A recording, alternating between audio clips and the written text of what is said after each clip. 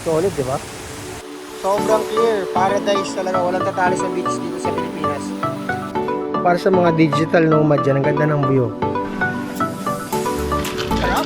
Probably the best view of the day.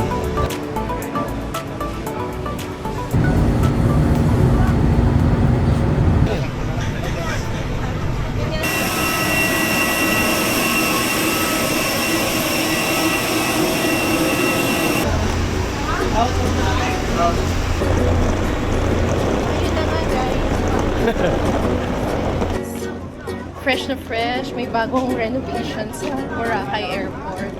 Inayos na nila yung pedestrian walkway after legs. What's up, guys?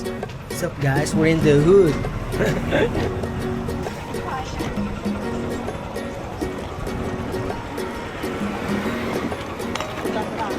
Ito, pwede ba? Kuno, nahirap kita na. Nasumbag na Ricardo.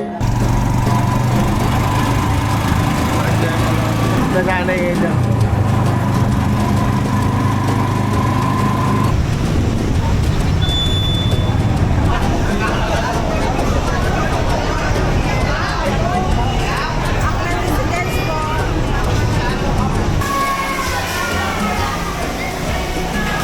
Dali.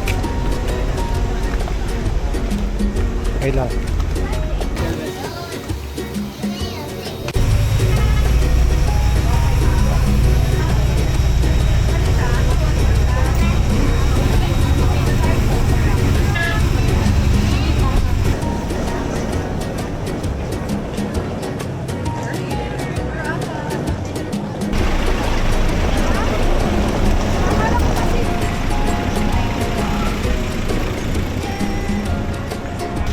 Marami ng improvement dito. Fairness naman. Hindi katali na nila para ma-manage yung crowd.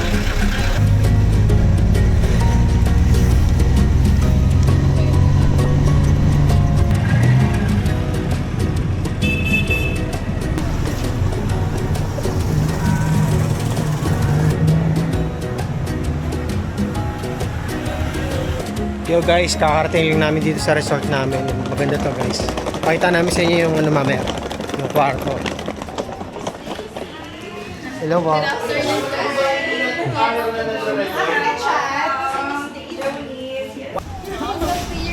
Ay, wow! Grabe naman! May pa-birthday pa si Joe. May ganun pa oh. Wow! Thank you. Guys, grabe! Look at this! Picturein mo ko. Yeah. Okay guys, grabe. Welcome to our room here at Joni's Beach Resort. Bakit kami dito? Super nag-research talaga ako. And this is one of the top Station 1 hotels. Tada! Welcome. Sorry guys, Mendoza kasi ako sa Agoda. Hello, Boracay! Resort! Tara, samahan nyo kami. So, pagpasok nyo, this is the door. They upgraded us to superior room. Happy birthday! This is the bed. So, I think this is a queen. Queen and single. Ayan. Is our closet. Naalala ko yung una kong camera dati. Una kong camera ako sa Boracay din. Nilagay ko sa sira. vault, sira agad. O, wag kayo maglalagay Bagong-bago ng eh. camera. Bagong-bago yung camera ko nun, wala pa akong alam sa mga ganun. Wow, look oh, ang gaganda ng mga ano nila. Bathroom. And of course, shower. And mga soap. Shampoo. This is the one of the, I think, best place siya for those who want an affordable stay in Station 1. Kasi alam nyo guys, sa totoo lang, guilty ako na, alam, mahal-mahal, ganyan. Dahil medyo Station 1. But, it's a birthday trip, so deserve. We're literally steps, just a few steps away from the beach.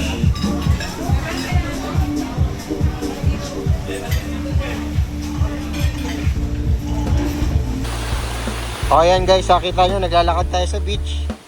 Naglalakad tayo, napaka-clear niya no. Sobrang clear, paradise talaga, walang tatalo sa beach dito sa Pilipinas. Only in Boracay, bro. Tapos yan, kitang-kita mo. Yung mga bar nandun sa likod ng ng coconut trees. Yan, from station 3 to 1 hanggang dulo dyan. Sobrang haba yan lahat yan. Tapos may mga bars. May mga bar dyan, mga restaurants. Iba't ibang mga authentic, mga business, mga ganun, mga hotels. Yan, napaka-solid, di ba?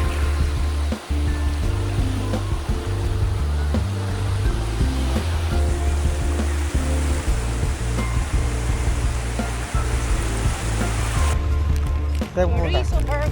Chorizo burger. Nag-crave ka ba ng chorizo burger dito? Never gonna try. Solid yung suns, oh.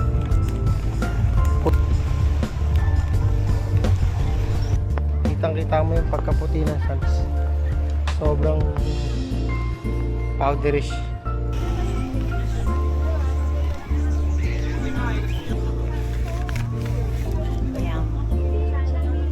Oh, may ilche.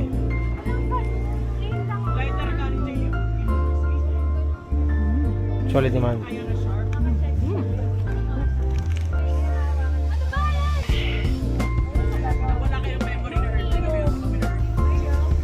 Kasi nakagano'n. Akala ko.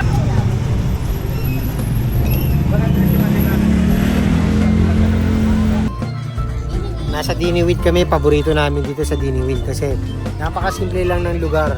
Tapos dulo talaga ng sunset makikita mo, di ba? Kaya sobrang solid. Kasabay chill lang dito sa lugar na to. Yun, naka-zoom din ako. Unlock. Unlock naman.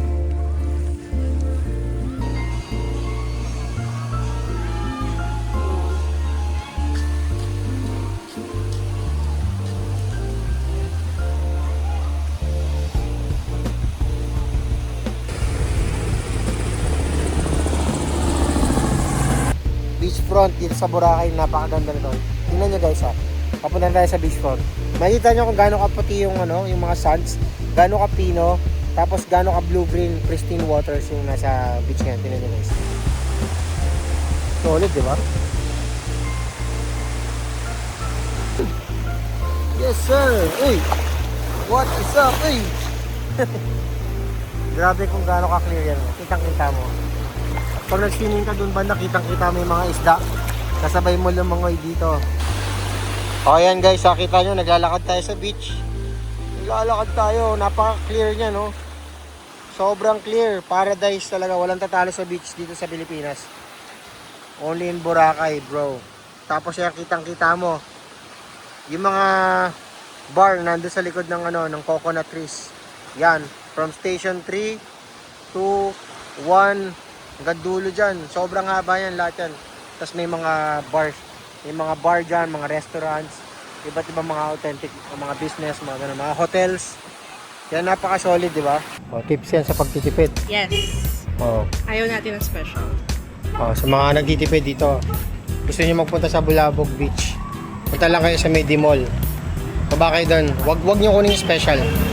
Lakarin niyo na lang. Medyo malapit din doon. Wide na wide.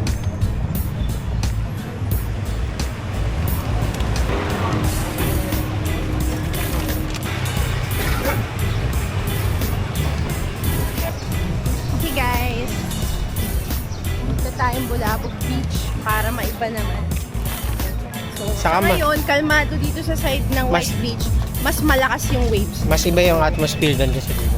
Basta magkabaliktad sila. Pagka naman mga July, August, yun naman yung kalmado. Tapos dito naman yung maulan. Pag gusto niyo ng mga alligator, ito yan dyan. Mga alligator.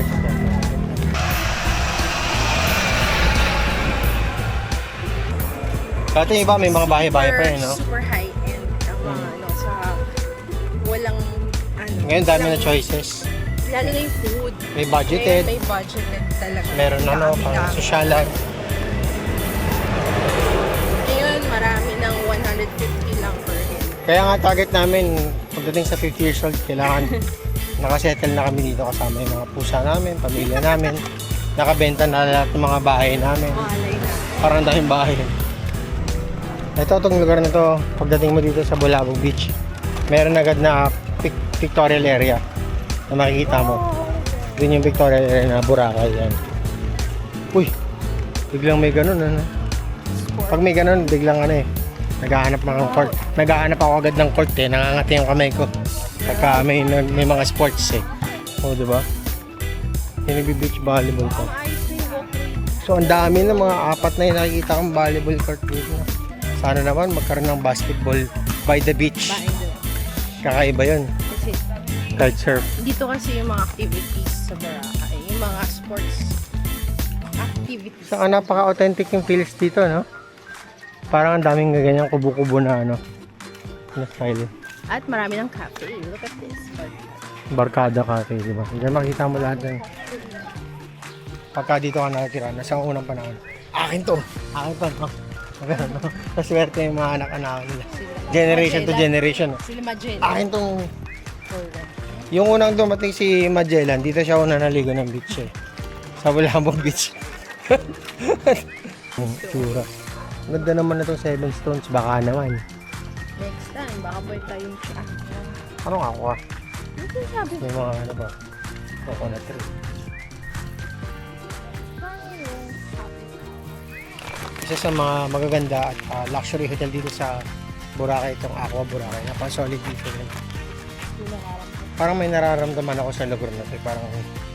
Parang tumatayo yung balahibo ko. Iba talaga yung pakiramdam. Siguro dahil, ayun nga, kaya pala tumatayo kasi may court. Ayun o. Kaya pala tumatayo. Ayun ang ano. Ito kalma na to. Hinahanap natin, no? We've been here, we have to do some. Guys, dito sa Calma Cafe, and you know what, sobrang solid to sa ano. Para sa mga digital nomad dyan, ang ganda ng view. Di ba? Pwede ka magtrabaho dyan, may saksakan pa, men.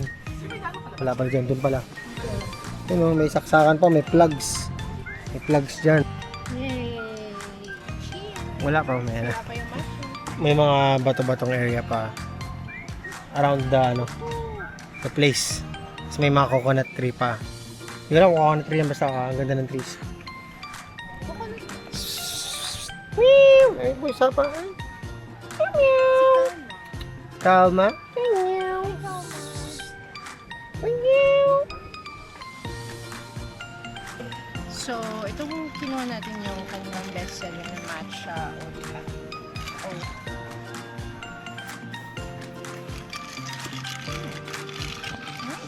Sarap. Show up.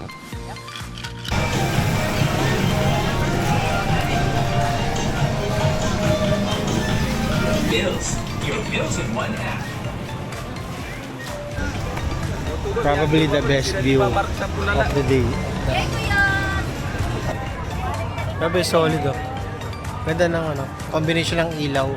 Tapos yung backlight mo pa yung sunset na sobrang colorful.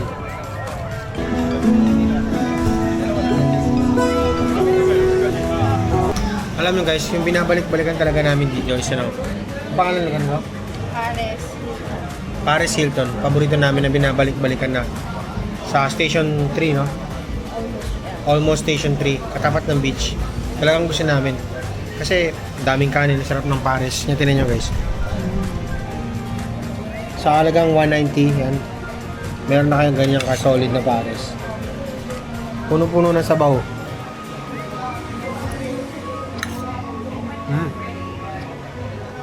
Kakaiba yung taste eh. Authentic.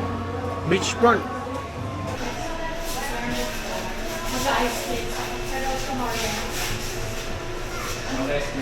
Kung dalawa kayo, orderin nyo na yung tig 1 topping.